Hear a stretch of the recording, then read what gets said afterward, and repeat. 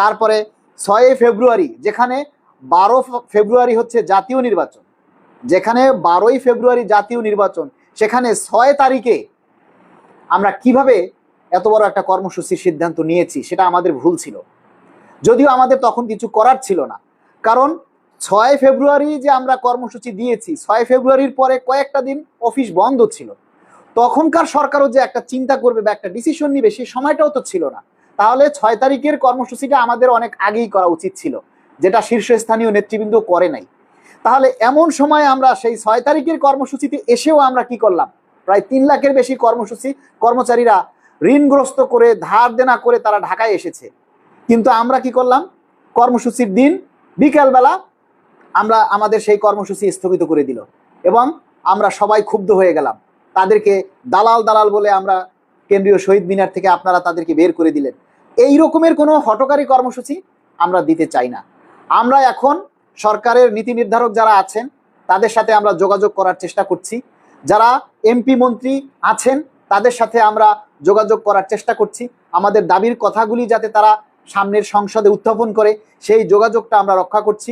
আমরা Junaid Psaki MP মন্ত্রী, যারা প্রতিমন্ত্রী আছেন, তারপরে আমাদের পটুয়াখালীর যিনি কৃতি সন্তান সাবেক ডাকসু ভিপি নূর ভাই, উনিও প্রতিমন্ত্রী হয়েছেন।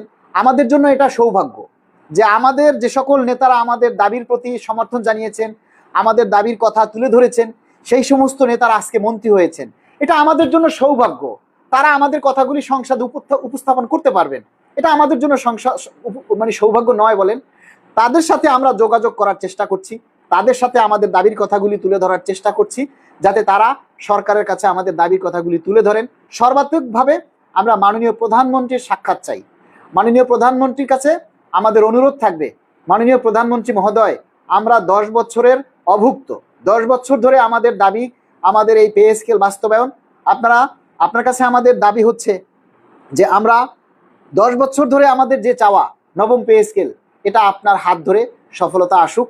আমরা চাই আপনি আমাদের সেই দাবি বাস্তবায়ন করেন। মাননীয় প্রধানমন্ত্রী মহোদয়, আমরা কোনো আন্দোলন, কোনো কর্মসূচি, কোনো রাজপথে আমরা যেতে চাই না। আমরা আপনার সাথে সাক্ষাৎ চাই, আমরা আপনার সাথে দেখা করার আমরা অনুমতি চাই। আমরা আমাদের যে কর্মচারী প্রতিনিধি আছেন, বাংলাদেশ সরকারি কর্মকর্তা কর্মচারী কল্যাণ সমিতি, আমাদের এই সংগঠনের ব্যানারে আমরা আমাদের শীর্ষ নেতাদেরকে নিয়ে, আমাদের সংগঠনের শীর্ষ নেতাদেরকে নিয়ে আমরা মাননীয় প্রধানমন্ত্রীর সাথে দেখা করার অনুমতি চাই।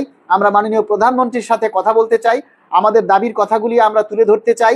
আপনারা আমাদেরকে আপনারা আমাদেরকে কথা বলার সুযোগ দিন। মাননীয় প্রধানমন্ত্রী আপনার সাথে দেখা করে, আপনার সাথে সাক্ষাৎ করে আমাদের কথা বলার, আমাদের দাবির কথাগুলি আপনার সামনে উপস্থাপন করার সুযোগ দিন। আমরা কোনো কর্মসূচিতে যেতে চাই না, আমরা রাষ্ট্রের ক্ষতি হোক এমন কোনো কাজে আমরা যেতে চাই না, রাষ্ট্রের সম্মান ক্ষুণ্ণ হোক কিংবা রাষ্ট্রের জন্য হুমকি স্বরূপ হোক এরকম কোনো কর্মসূচি আমরা দিতে চাই না। কেননা সবার আগে আমার চাকরি, আমার এখন যে চাকরিটা আছে আমার সেটার প্রাধান্য হলো আগে। আমি অন্যায় কাজ করতে গিয়ে আমি আমার চাকরির উপরে হুমকি আনতে পারি না।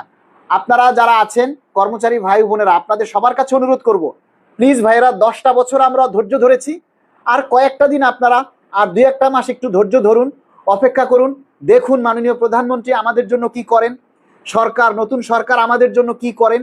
এই বিষয় এইটা আমরা একটু দেখি, অপেক্ষা করি, তারপর আমরা আন্দোলন করতে পারবো, কর্মসূচি করতে পারবো, যা খুশি করতে পারবো। কিন্তু সরকারকে আমাদেরকে একটু সময় দিতে হবে যে সরকার কি করেন, আমাদের জন্য ভালো কিছু করেন কিনা, এই বিষয়টা আমাদেরকে সরকারের উপরে দেখতে হবে। এবং মাননীয় প্রধানমন্ত্রীর কাছে সবাই আমাদের দাবির কথাগুলি তুলে ধরুন। মাননীয় প্রধানমন্ত্রীর কাছে আমরা অনুরোধ করছি, বারবার অনুরোধ করছি, মাননীয় প্রধানমন্ত্রী, আমাদের কর্মচারী ভাইয়েরা কষ্টে আছে, আমাদের কর্মচারী ভাইয়েরা অনেক কষ্টে আছে। মাননীয় প্রধানমন্ত্রী, আমাদের পুলিশ, ডিফেন্সে অনেক ভাই আছে যারা ঋণের দায়ে সংসার চালাতে না পেরে আত্মহত্যা করছে।